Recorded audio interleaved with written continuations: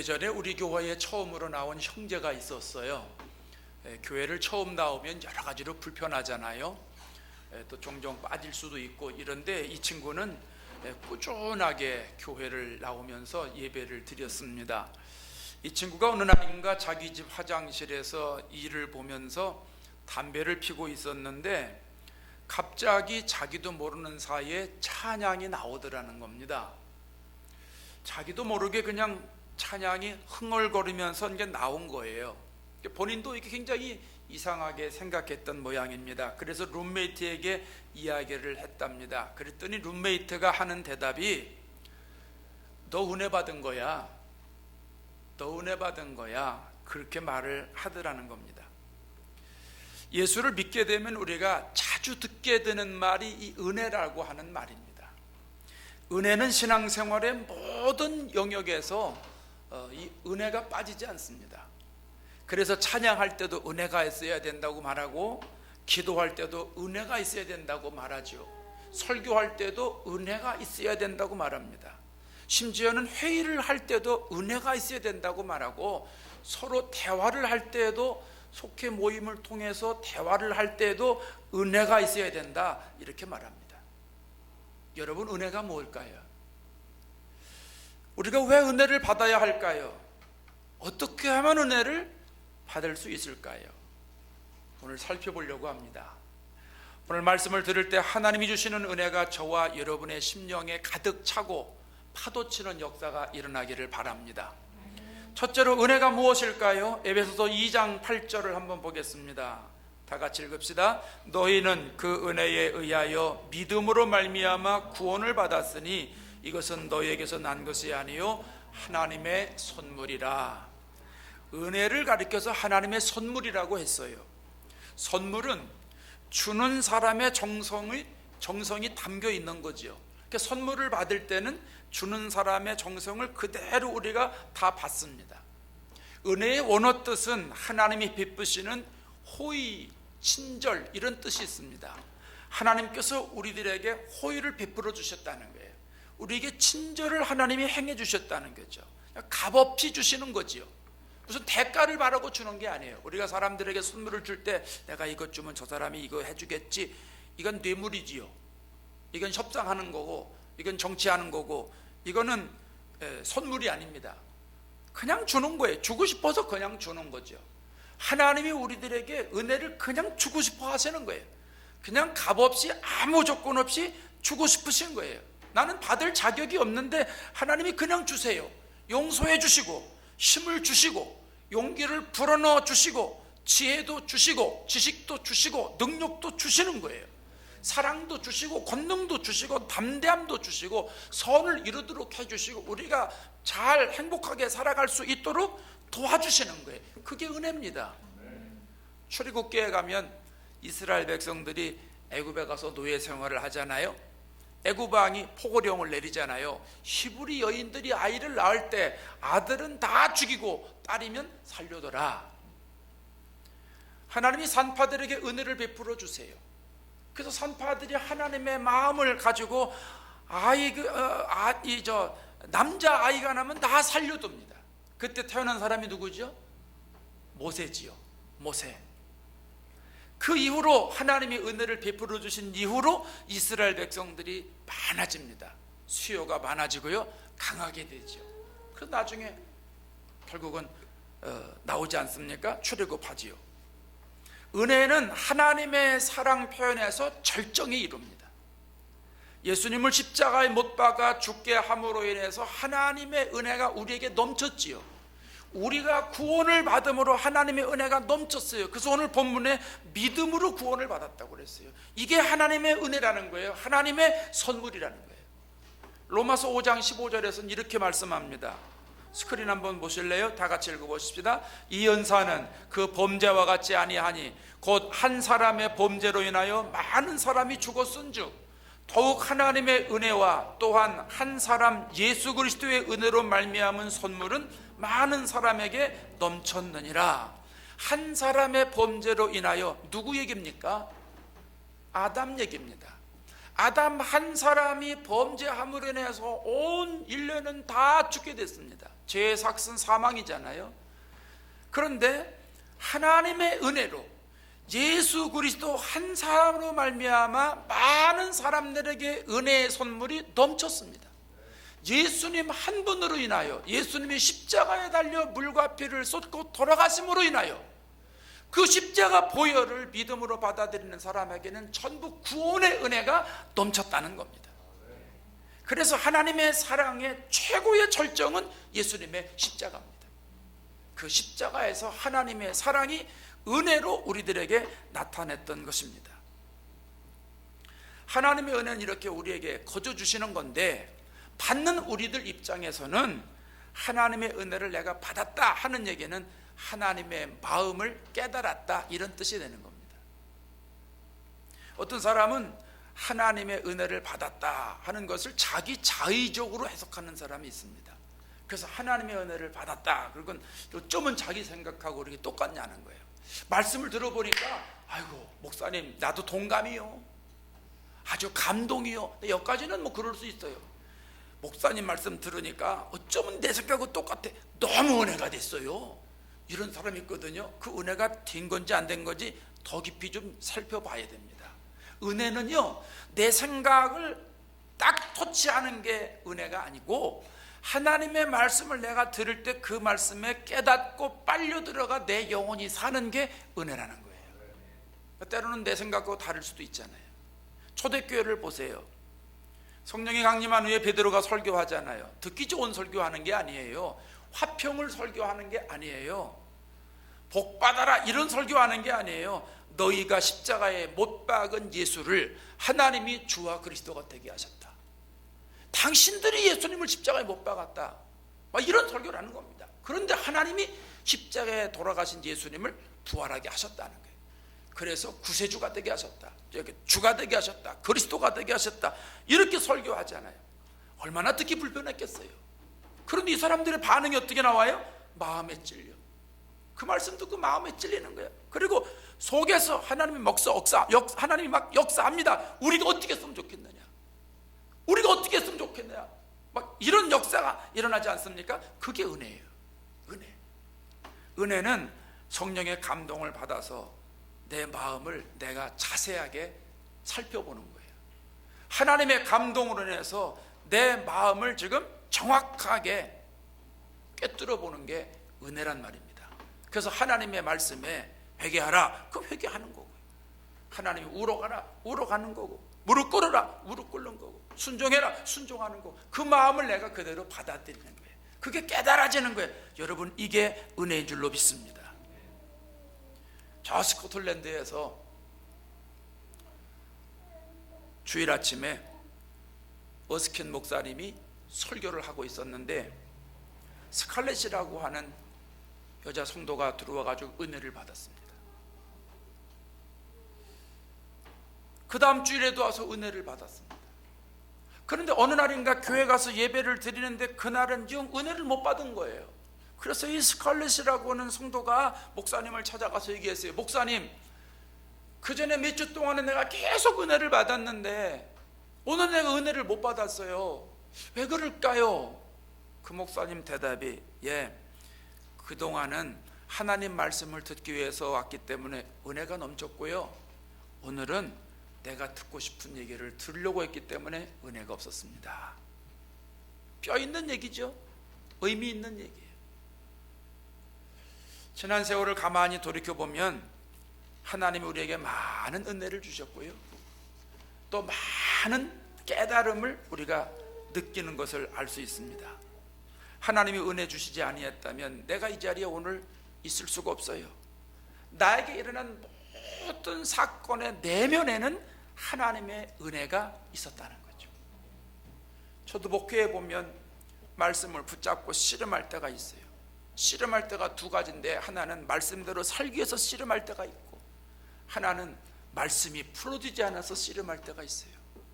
이 말씀을 가지고 설교를 해야 되는데 이 말씀에 영적인 영안의 눈이 안 열리는 거예요. 그러니까 씨름하는 거죠. 그런데 하나님이 그때마다 은혜를 주세요. 그 영적인 눈을 열게 해주세요. 그래서 그 말씀에 깊이 빠지게 해주세요. 그 메시지를 깨닫게 해주세요. 그러고 설교한 거죠. 때로는 산적해 있는 많은 문제가 있어요. 그 문제를 가지고 하나님 앞에 나와서 기도할 때 하나님은 은혜를 부어주세요. 그래서 기도를 다 해결해 주시는 거예요. 때로는 마음이 상할 때도 있죠. 그런데도 하나님이 그럴 때도 다 해결해 주시는 거예요. 얼마나 감사한 일인지 몰라요. 여러분, 하나님은 은혜를 주시는 분이에요. 은혜는 하나님이 우리들에게 값없이 주시는 거예요. 우리가 잘났기 때문에 주시는 게 아니에요. 우리가 죄인임에도 불구하고 하나님의 크신 사랑으로 우리를 품어주시는 그 사랑, 그것이 바로 하나님의 은혜인 줄로 믿습니다. 이 하나님의 놀라운 은혜를 날마다 누리며 살아가시기를 바랍니다. 둘째로, 은혜를 왜 받아야 할까요? 히브리서 12장 28절을 보십시오. 다 같이 읽어보십시다. 그러므로 우리가 흔들리지 않는 나라를 받았은즉 은혜를 받자 이로 말미암아 경건함과 두려움으로 하나님을 기쁘시게 섬길지니. 흔들리지 않는 나라를 받았다는 건 영원한 천국을 받았다는 겁니다. 그런 사람들은 은혜를 받아야 된다는 거예요. 오늘 본문에 은혜를 받자 성경에 그러지요. 그래서 그냥 설교 제목은 똑같이 은혜를 받자 이렇게 썼어요, 제가. 그럼 흔들리지 않는 나라를 선물로 받은 사람들은 은혜를 받아야 되는데, 왜 받아야 되는지 그 뒤에 이유가 나옵니다. 하나님을 기쁘시게 섬길지니. 은혜를 받아야 하나님을 기쁘시게 섬길 수 있다는 얘기예요. 은혜를 받아야 예수를 잘 믿을 수 있다는 얘기예요. 은혜를 받아야 신앙생활을 잘 할 수 있다는 이야기입니다. 신약성경에 은혜라고 하는 말이 150번 이상이 나옵니다. 많이 나오는 거예요. 특별히 사도 바울 서신서에는 은혜가 자주 등장하는데, 서신서의 앞부분과 뒷부분에 은혜를 강조합니다. 스크린에 말씀 비춰줄 테니까 가만히 보세요. 똑같은 얘기입니다. 고린도전서 1장 3절에 하나님 우리 아버지와 주 예수 그리스도로부터 은혜와 평강이 있기를 원하노라. 고린도후서 1장 2절도 똑같아요. 에베소서 1장 2절도 동일해요. 빌립보서 1장 2절도 똑같지요. 그 이외에 갈라디아서, 골로새서, 데살로니가 전서, 후서, 빌레몬서, 또 베드로 서신도 베드로 전서, 후서, 여기에 전부 다 하나님의 은혜를 강조합니다. 하나님의 은혜가 있기를 원한다는 거예요. 또 뒷부분을 보면은요, 고린도전서 16장 23절 비춰주세요. 주 예수 그리스도의 은혜가 너희와 함께 하고, 갈라디아서 6장 18절 비춰줍니다. 우리 주 예수 그리스도의 은혜가 너희 심령에 있을지어다. 아멘. 은혜 강조하죠. 하나만 더 봅시다. 빌립보서 4장 23절 마지막 장 마지막 절입니다. 주 예수 그리스도의 은혜가 너희 심령에 있을지어다. 바울의 모든 서신의 끄트머리에 전부 예수님의 은혜가 너희에게 있을지어다, 은혜를 얘기를 합니다. 여러분, 이게 무슨 내용입니까? 은혜를 받아야 하나님을 섬길 수가 있다는 거예요. 은혜를 받아야 교회에 충성할 수 있다는 거예요. 은혜가 아니면 신앙생활을 할 수 없다는 거예요. 이걸 지금 사도 바울이 강조하는 거예요. 보세요. 신앙생활은 나를 기쁘게 하는 게 아니라 주님을 기쁘시게 하는 거잖아요. 고린도서 5장 9절을 한번 보세요.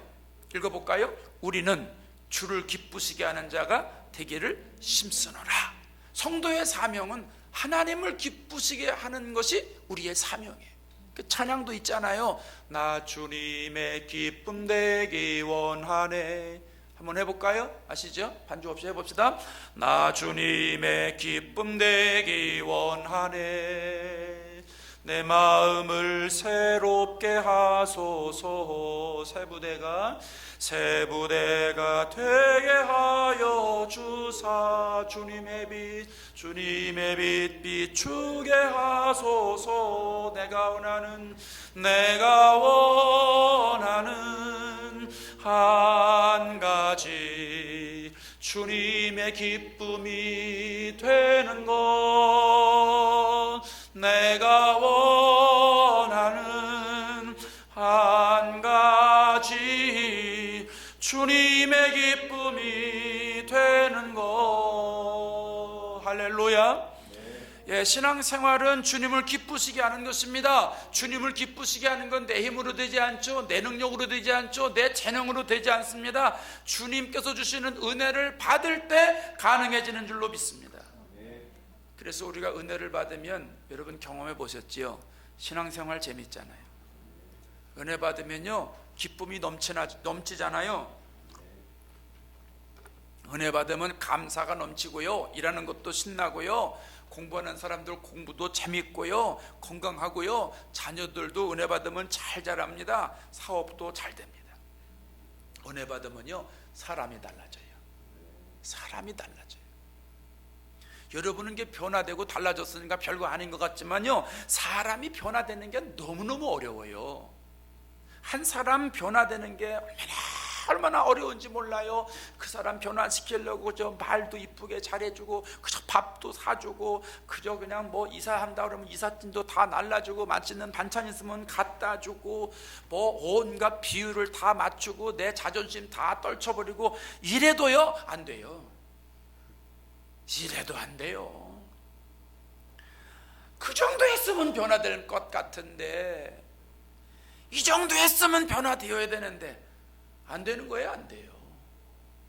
근데 은혜 받으면요 그냥 변화돼요. 하나님 주시는 은혜를 받기만 하면 신기하지요. 그 사람 다 그냥 변화돼요. 온갖 수단을 다 써도 안 되는데 은혜만 받으면 변화되는 거예요. 그래서 우리 성도들, 청년들, 부모님들 중에 이 진리를 아는 분들이 가끔 저를 만나서 그래요. 목사님, 우리 누구누구 좀 변화시켜 주세요. 우리 애 좀 변화시켜 주세요. 그러는데 내가 사람 변화시키는 재주가 있어야 변화시키죠. 여러분 저 기대하지 마세요. 저 능력 없어요. 변화시키는 재주가 없습니다. 사람 변화되는 건 사람으로 되는 게 아니에요. 하나님의 은혜로 되는 거예요. 동의하십니까? 은혜 받아야 되는 거예요. 은혜 받아야. 저도 은혜 받아가지고 많이 달라졌어요. 네? 은혜가 나를 감싸니까, 은혜 속으로 내가 들어가니까요, 나도 고집 세거든요. 고집이 많이 꺾였어요. 자존심도 많이 갖다 버렸어요. 육신의 욕심도요 다 많이 갖다 버렸어요. 비전으로 포장한 그 야망이라는 거 있잖아요. 여러분도 있지요? 젊은 사람은 다 있어요. 비전이래요. 근데 안에 포장 뜯고 보면은요 다 야망이에요. 저도 그게 있었더라고요. 내 의가 충만하니까 이제 그런 역사가 일어나는 건데, 은혜 받으니까 이게 말이죠 사그러드는 거예요. 사그러들어요. 하나씩 하나씩. 그래서 목회가 얼마나 재밌는지 몰라요. 여러분, 제가 신학교 갈 때요, 저 목회한다고 신학교 갈 때 두 남자가 반대했는데, 우리 아버지가 반대하고 나 수술해준 그 주치의가 뭐 그분이 나한테 작은 아버지라고 부르라고 그렇게 나하고 친했습니다. 잘해줬습니다. 이분들이 다 반대했습니다. 이 의사는요 신학교 가지 말고 저기 저 방사선과 가가지고 졸업하면 우리 병원에 내가 과장 세워줄 테니까 오라고. 그것처럼 속 편한 거 없다고. 그 속 안 편한 건데, 그러니까 속 편하다고 말합니다. 그러면서 취직 다 보장해 줄 테니까 신학교 가지 말라고. 목회가 9 to 5가 아닌데 24시간이 목회고, 언제든 일 터지면 나가야 되고 이러는 게 목회인데, 너는 머리가 깨졌으니까, 머리가 정상이 아니니까 안 된다는 거예요. 내가 그거를 뚫고 신학교를 들어갔잖아요. 아무리 두 남자가 반대한다고 그게 뭐 멈춰집니까? 성령이 오라는데 가야지. 그래서 지금까지 왔는데요, 제가 목회해보니까 그분들 말씀이 얼마나 딱 맞는지 몰라. 9 to 5가 아니더라고요. 예? 어떨 땐 9 to 9이요. 시간이 뭐 지지난주 토요일도요, 토요일날 7시간 신방했어요. 어제도 신방하고.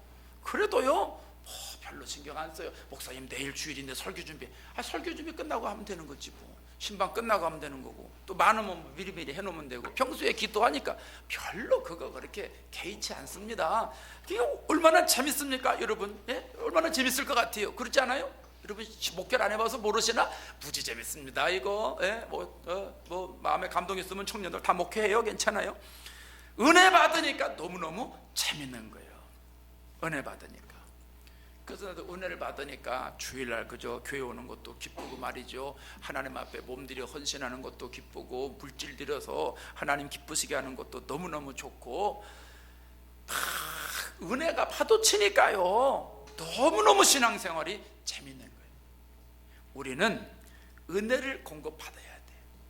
은혜를 공급받아야 예수 잘 믿어요. 은혜를 공급받아야 충성할 수 있어요. 은혜를 공급받아야 하나님을 잘 섬길 수 있단 말입니다. 그러나 우리가 은혜를 공급받지 못하면요, 지쳐요, 쓰러져요, 넘어져요, 낙심해요, 좌절해요, 못 일어나요.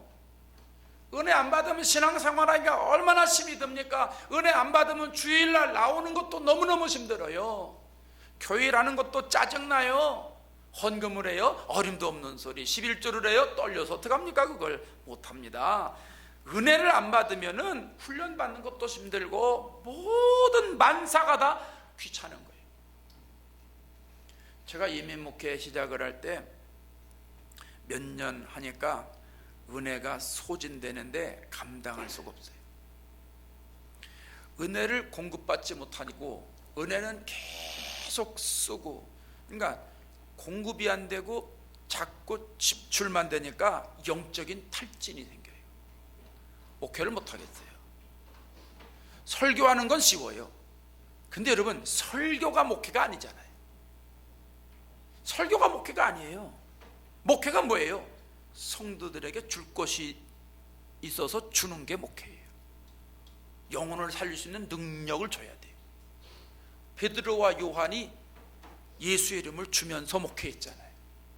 그래서 안진뱅이도 일으키고, 육적인 안진뱅이도 일으키고, 영적인 안진뱅이도 일으키고, 이게 목회예요.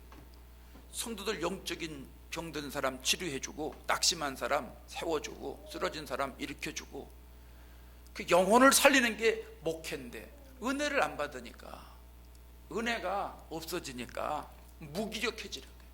비참해지는 거예요. 얼마나 발버둥 쳤는지 몰라요.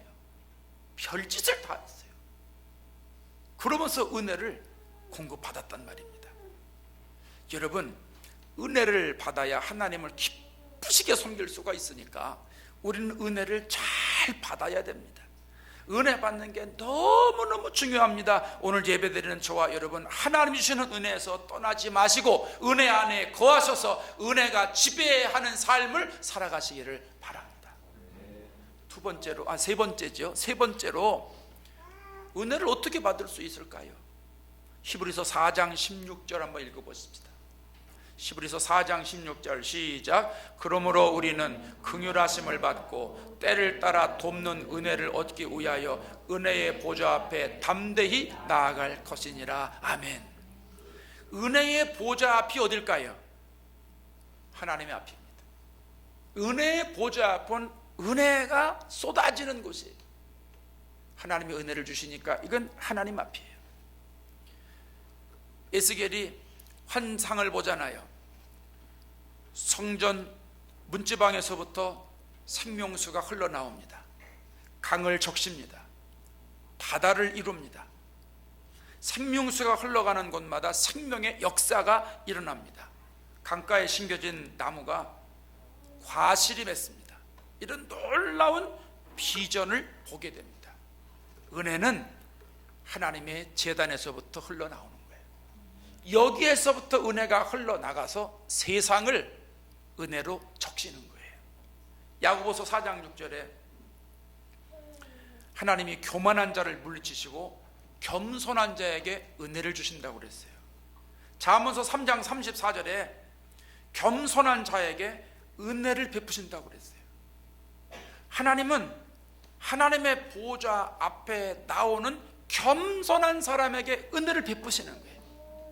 여러분, 겸손하다니까 그저 마음의 자세, 이게 겸손한 게 아니에요. 겸손한 사람은 어떤 사람이냐 하면 내 힘으로 안 된다는 걸 자각하는 사람, 내 능력으로는 안 된다는 걸 깨닫는 사람이 겸손한 사람이에요. 여러분, 내 힘으로 안 되니까 주님 앞에 나오잖아요. 내 능력으로 안 되니까 주님 앞에 나와서 그저 기도하는 거 아니겠어요? 내 생각으로 안 되니까 주님 앞에 나와서 말씀을 들으면서 성령의 생각을 소유하는 거예요. 그게 겸손한 사람이란 말입니다. 그러니까 저와 여러분들이 오늘 이 시간에 왜 이렇게 나와서 예배를 드립니까? 내 능력으로 안 되니까, 내 힘으로 안 되니까 하나님 앞에 나와서 겸손하게 머리를 숙이고 은혜를 구하는 거죠. 이럴 때 은혜를 받게 되는 줄로 믿습니다. 여러분, 은혜를 우리가 쉽게 받으려면 하나님의 보좌 앞에서 하나님이 역사하시는 그 현장에 있어야 돼요. 삭개오가 예수님 소문을 들었어요. 예수님을 만나고 싶어 했어요. 그래서 달려가잖아요. 사람들이 너무 많으니까 뽕나무에 올라가요. 그때 예수님이 지나가시다가 삭개오야 내려오라, 내가 오늘 네 집에 가야 되겠다. 그리고 예수님과의 만남이 시작이 됩니다. 삭개오의 가정에 하나님의 은혜가 넘치기 시작했잖아요. 예수님이 은혜 주시는 그 공간에 하나님의 보호자 앞에 나간다는 게 얼마나 중요한 일인지 몰라요. 지난 주간에 여러분 야구 보셨습니까? 프리미어 야구 대회라는 게 있었는데 그런 데 있는지 처음 알았어요. 누가 페이스북에서 그 이겼다고 그래가지고 그 올려놓은 화면을 제가 봤습니다. 세미파이널에서 준결승에서 한국하고 일본하고 붙었어요. 그 대회는 일본하고 중국이, 대만이 자기네끼리 만들어가지고 전 세계에 야구하는 나라들은 다 초청해가지고 이제 대만하고 일본하고 왔다 갔다 하면서 야구를 했는데 우리나라가 여러 악조건을 디디고선 준결승까지 올라갔습니다. 그것은 이제 일본하고 싸우는데 말이죠. 거기 딴 사람들이 그렇게 표현을 했어요. 8회까지는 못해도 어쩌면 그렇게 못했냐는 거예요. 아주 지질이 못했다는 거예요. 창피할 정도로. 근데 9회 초에 딱 들어서자마자 안타를 치고 후어볼로 나가고 이래가지고 3대0으로 있었던 게임을 4대3으로 역전했다는 거예요. 그것도 뭐 아슬아슬하게 역전한 게 아니고요, 말루 찬스에서 거의 홈런 될 뻔하고선 잡혀가지고 그냥 끝나버렸어요. 그거 그냥 들어왔으면 몇 대 몇입니까? 4점도 들어오면 몇 점입니까? 8대3이 되는 겁니까? 그래가지고 우리나라가요 이겼어요. 그 결승 가서도 미국을 이겨가지고 우리나라가 1등을 했어요, 지난주에. 여러분, 내가 야구 얘기하려고 하는 게 아니고 도쿄 도민가 뭐 거기서 한 것 같아요. 실내구장에서 야구를 했는데 준결승에서 3대0으로 지고 있다가 마지막 9회 초에 4대3으로 이길 때 야구 당사자들과 선수들과 감독들과 관계자들, 또 우리 응원하러 간 한국 사람들, 그 현장에 있었던 모든 사람들에게는 어떤 감동이 주어졌겠어요? 상상을 해보세요. 여러분 중에는 88년 올림픽 때, 2002년 월드컵 때 그 현장에 있었던 사람도 있지 않습니까? 그때 감동이 어땠습니까? 그 현장에 있었던 감동은 이루 말할 수 없어요.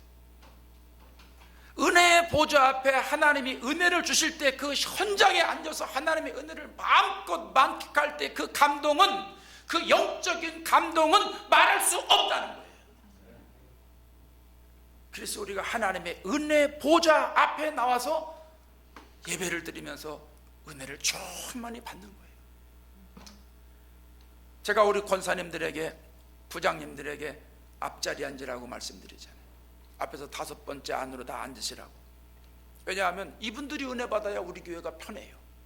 이분들이 은혜 안 받으면 내가 아주 회의 때마다 힘들어요. 이상한 소리나 하고 있고 믿음 없는 소리하고 이러면 아주 힘들어요. 그러니까 은혜를 받아야 서로가 편해요. 본인들도 편하고 교회도 편하고. 우리 교회 사모님들, 우리 전사님, 부인들, 사모님들도 내가 다 앞자리 앉으라고 그래요. 다른 교회 가보면요, 뭐 큰 교회는 안 그렇지만 작은 교회, 뭐 우리 교회 같은 정도 대수도 우리가 작은 교회는 아닙니다. 근데 우리 교회 정도만 해도요, 사모님들이 저 뒤에 가서 앉아 있어요. 거의 다 뒤에 가서 앉아 있어요. 왜? 예배 시종 들으려고. 교인들 또 누가 또 안 왔나, 누가 왔나, 또 이거 다 살펴보고, 또 갑자기 또 하려고. 그러니 예배를 잘 못 드립니다. 그러면 안 된다. 전부 앞에 앉으시라, 앞에 앉으시라 이래가지고선 우리는 다 앞에 앉아요. 제 아내도요. 그래서 성가대 하는 거예요. 앞에 앉으라는 거예요. 주고 나눠주는 거, 그런 거 신경 쓰지 말고 전부 앞에 앉아서 은혜 받으라는 거예요. 여러분 생각해 봐요. 담임 목사 사모가 담임 목사 설교 은혜 안 받으면 어디 가서 은혜 받아요? 중앙교회를 가서 은혜 받을 거요, 구세군교회 가서 은혜 받을 거요, 금문교회 가서 은혜 받을 거예요. 예? 남편과 아내를 떠나서 담임 목사 사모가 예배 때 은혜를 못 받으면은요, 내가 힘들어요. 내가 힘든 건 주일날 여러분에게 그대로 나와요. 온 교회가 힘들어요. 그래서 다 은혜를 받자는 거예요. 너나 할 거 없이 은혜를 받자는 거예요. 부장님들도 은혜 받고, 권사님들도 은혜 받고, 사모님들도 다 은혜 받고, 집사님들도 은혜 받고, 성도들도 은혜 받고, 모든 사람들이 다 은혜의 보좌 앞에 나와서 은혜를 받자는 거예요. 그래서 여러분, 이 보좌 앞에 나와서 은혜를 받기 위해서 주일날은 세상으로 나가지 않는 게 좋습니다.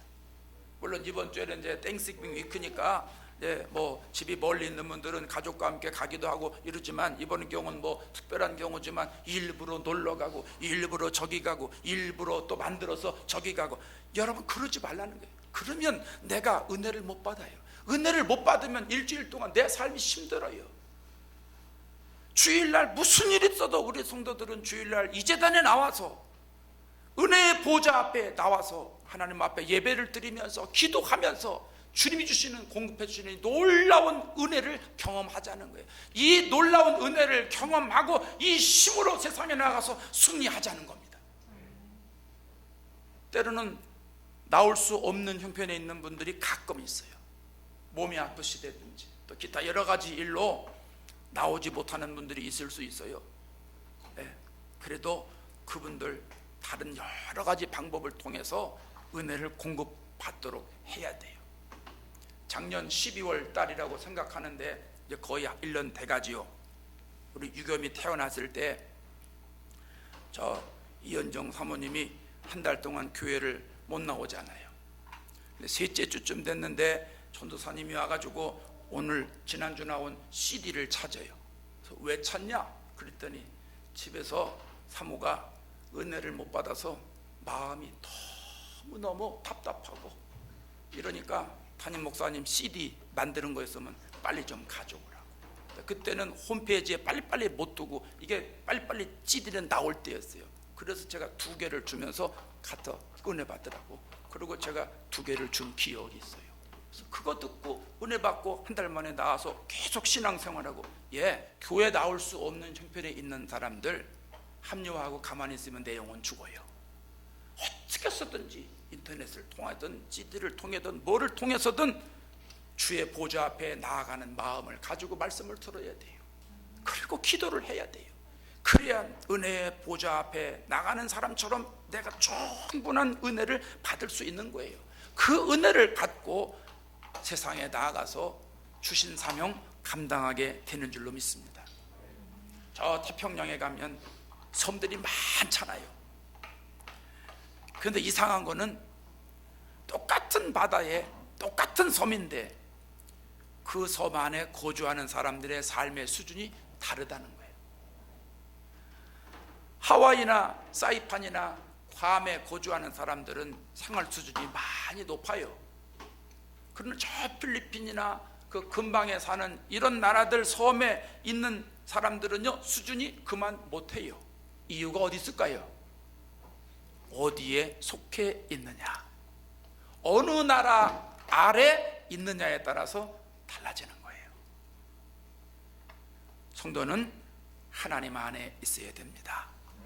하나님 은혜 아래에 있어야 됩니다. 은혜의 우산 아래에 있어야 하나님의 은혜가 나를 지배하는 겁니다. 하나님의 은혜에 따라서 내 삶이 달라지는 겁니다. 그래서 사도 바울이 주님께 붙어 있으라고 말하는 겁니다. 예수님께 붙어 있으라는 거죠. 사랑하는 여러분, 우리는 하나님의 은혜 없이는 못 사는 사람들입니다. 하나님의 은혜 없이는 아무것도 할 수 없는 사람들입니다. 하나님이 우리에게 값없이 은혜를 베풀어 주세요. 우리는 그 은혜를 받아야 하나님을 잘 섬길 수가 있고, 가정을 잘 꾸려나갈 수가 있고, 교회에 충성할 수 있고, 직장 생활도 탁월하게 감당할 수가 있는 거예요. 은혜의 보좌 앞에 나와 하나님 주시는 은혜를 마음껏 내가 받을 때 그 은혜를 끼치면서 하나님께 영광을 돌리며 살아갈 수 있는 것입니다. 날마다 순간마다 하나님의 은혜에 충만히 젖어 사셔서 하나님의 은혜에 예쁘게 물드셔서 하나님의 은혜가 여러분을 이끌어가고 하나님의 은혜 지배 아래 승리하시기를 주의 이름으로 축원합니다. 기도하겠습니다.